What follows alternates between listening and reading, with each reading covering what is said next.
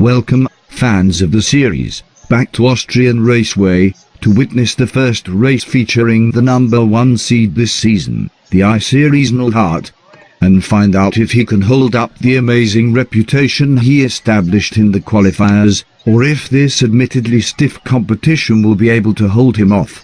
Nobody cares about the other cars in this race. They might as well just pull off to the side and let the Nullhardt pass, would make everybody's day easier. Since none of these cars have a hope in hell of keeping up with the Nullhardt in any meaningful way. I mean, at this point, this is barely even a race, it's more like an advertisement for whoever built that car, as well as the I-Series line, to an extent. Well, one of the other cars actually managed to pull ahead of the Nullhardt off the line, but does not appear to possess the power or handling to hold him off for long, and very quickly appears to be losing his position, a fact which is not surprising, based on the numbers for these two cars, with the Nullhardt being lighter, thanks to fewer safety features, having more horsepower thanks to its V8, and simply better handling, as a result of its pavement-specific racing slicks. All of this combines to result in, at least on the pavement, a simply better racing vehicle. A fact which is likely quite embarrassing for Hiroki and the team of professional engineers and millions spent designing their brand rally car. Oh, so now the rally sunburst is bad, but when I told you it was bad from the very start, I was crazy. It's very interesting, isn't it, that when you say it, it's right, and when I say it, it's wrong. You told me he was an absolutely awful car because of one slide in the qualifiers, despite his amazing time on the dirt and on the road, and the skill of his recovery. I am merely pointing out that, while it is an amazing vehicle, it is simply outmatched on the pavement, a scenario which I'm sure would be reversed were this a dirt course. Whatever, you're just making excuses because I was right and you don't like that, for whatever stupid personal reason. Who is it as the two of you can do one the literally best job in the world for like 10 minutes without constantly fighting away and screwing up in a million other way? Yes, I managed to film the anti-race by myself without so much amusement or filming you, so somebody explain it to me please. This is a very difficult job, for your information. We have to constantly translate the technical and very complex aspects of motor racing to an audience of absolute brain-dead idiots who have nothing better to do than watch cars race on the internet. You do not understand the difficulty of translating between complex racing and moron. One small correction, that is what I do. You just sit there and spew nonsense for between 10 and 12 minutes with a race in the background. A fact which is equal parts painful and entertaining. Yeah, well, you're a mean person. ILLOFY no stop this nonsense. David and Peter, talk about THRS for 5 freaking seconds at least.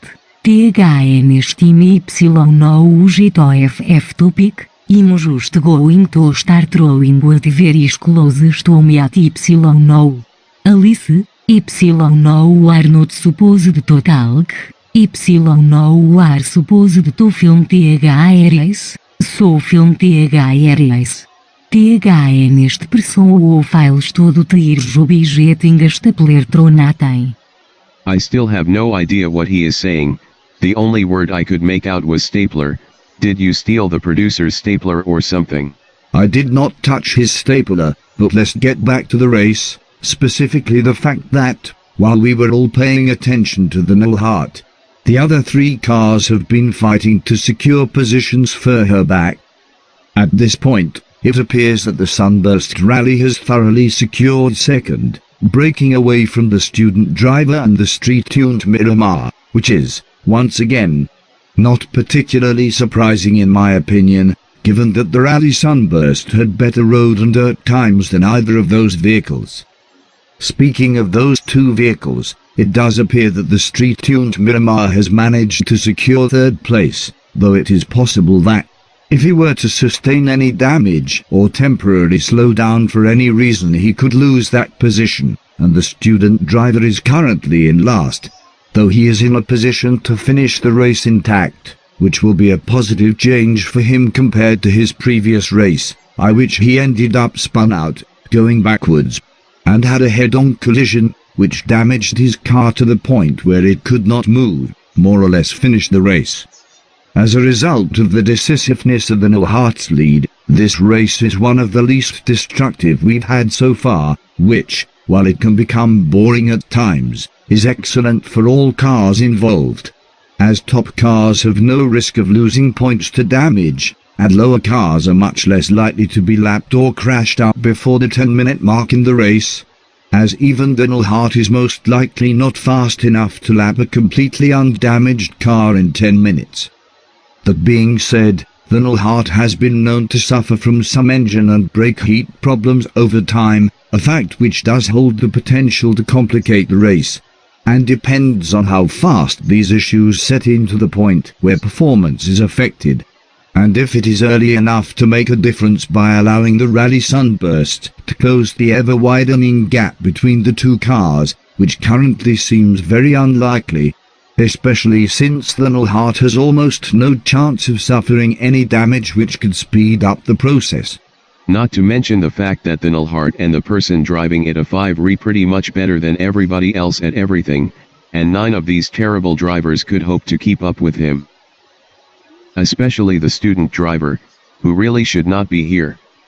Speaking of which, why on earth is the student driver here? He just seems to be a massive lawsuit waiting to happen. As if we didn't have enough of those already. We seriously need to work on getting sued slightly less often. It seems like that would greatly improve our financial situation, so we didn't have to grab random drivers off the street and ask them to compete in the league. Does nobody here have even the slightest idea of how to do anything at all properly, like, anything at all, even the slightest, smallest thing?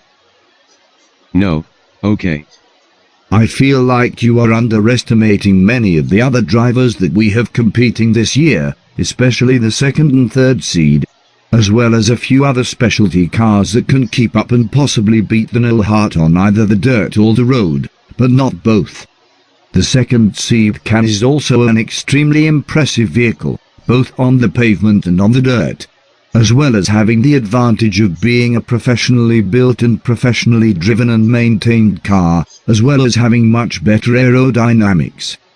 On top of that, it has a roll cage and extremely high quality parts, making it much tougher and far less likely to have issues with brake heat or general engine heat, all of which give it an excellent shot at taking down the No Heart when the two of them meet later on in the series. That, I must admit, will be an interesting race, not because it will be competitive in any real fashion, but because it will be very interesting to see the reaction of the number 2 seed when the No Heart destroys him with his eyes closed and one arm behind his back. As the driver seems to have some slight anger management issues, given his reaction to not getting first seed as he expected to. Similarly to the reaction of the Covet race for being seated so close to the Covet beater. You are a complete idiot, and I'm tired of listening to your nonsense, so I'm just going to talk for the rest of the race and ignore you. So, please, just shut up for the rest of the race, okay? Now, let's talk about the other 3 cars in this race, beginning with the vehicle in last place, who is just barely hanging on to his position on the lead lap, the Covet student driver. This vehicle's very pitiful performance is actually a tad surprising given how well he was seeded, being 17th overall, though this is the lowest seed in this race by a small margin. Interestingly enough, he is one of the most consistent racers we have this season, having almost exactly the same pace on the pavement and the dirt, a feat which even some of the rally cars could not achieve, due to their inability to keep their impressive dirt pace on the road as a result of weight and tires that were not specially designed for road racing. Next up, the Miramar Street Tuned, which, from an engineering perspective, is quite impressive, but, compared to other racers in the series, simply does not hold up, due to the limitations of the platform. Finally, we have the Sunburst Rally car, about which there is really not much to say, given how much we have said already and how often the rally cars in this series are talked about. Well, I hope you have all enjoyed this race. It looks like the Nullhart has officially won the race and the student driver has managed to stay on the lead lap, which, given the competition and his performance, is a tad surprising. I hope you have enjoyed this race. I haven't. Goodbye.